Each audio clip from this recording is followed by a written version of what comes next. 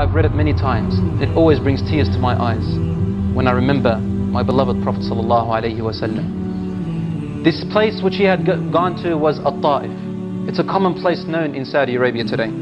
At that time they were full of people who worshipped idols and were non-believers. It's about 60 kilometers away from Mecca. So he went on that journey with his freed slave.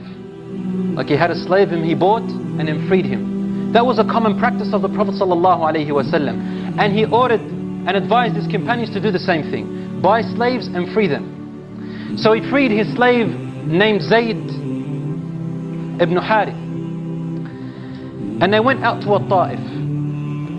As soon as he arrived to Taiif, he spoke with the first man he saw and said, with the most greatest wisdom of words and the kindest manner, the Prophet ﷺ used to approach them and say, I am a messenger of God, and God has brought the Quran to you, and used to recite the Quran to them to prove to them how this is not words of man. And then he would advise them and tell them the commandments and the prohibitions and the wisdoms which Allah subhanahu wa ta'ala brought to him. The first man scorned him and said, away from me, O crazy man. So he went to another man, a leader of theirs, and he said to him, couldn't God have sent any other messenger than you?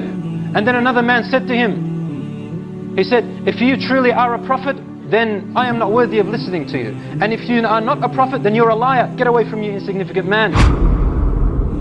Scorns after scorns, until finally he stayed there for more than 7 nights, 10 days, more than 10 days, calling the people and trying to address them, wallahi, with his full heart, trying to save them. So they got sick of him. Not one of them responded, not one.